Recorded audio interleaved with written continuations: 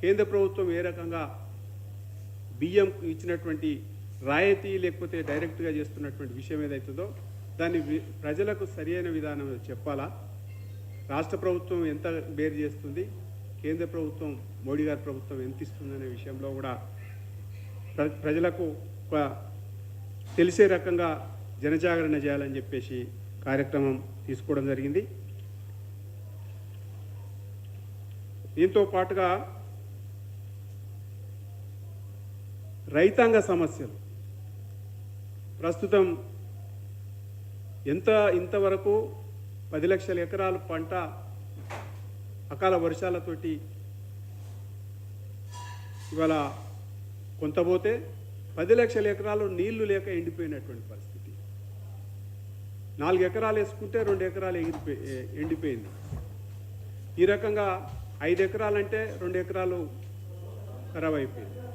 ఈ రకంగా 10 లక్షల ఎకరాలకు ఇవాళ పంట ఎక్కడికక్కడ ఇబ్బంది పడేటువంటి పరిస్థితి కనపడతాం. దీనిపైన ఆల్రెడీ ఉద్యమం స్టార్ట్ చేసినాం. రాబోయే కాలంలో కూడా ప్రధాన సమస్యగా రైతాంగ సమస్య పట్ల పోరాటాలు చేయాలని చెప్పేసి నిర్ణయం చేయడం.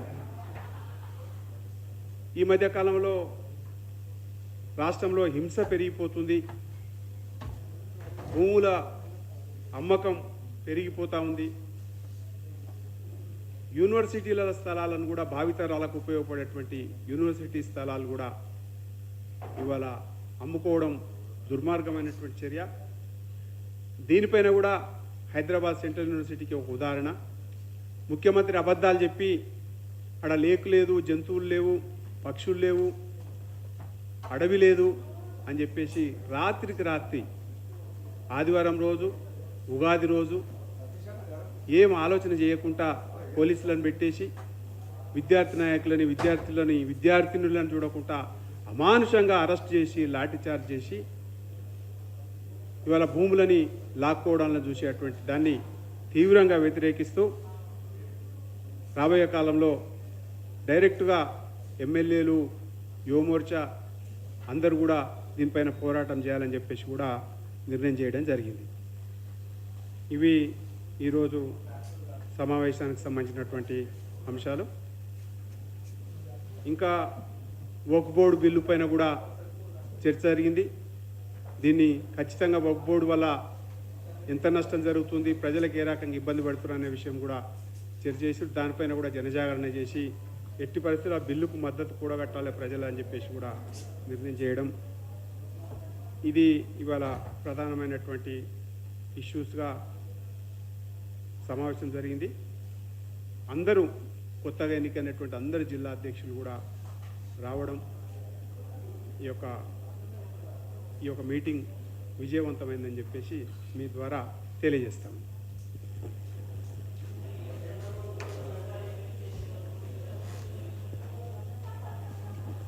దానిపైన కూడా చర్చ జరిగింది. మీకు తొందరగానే మంచి వార్త మీకు చెప్తాం. భారతీయ జనతా పార్టీ ఈ అవకాశాన్ని కూడా వదులుకోదు, ఈ అవకాశాన్ని కూడా వదులుకోదు.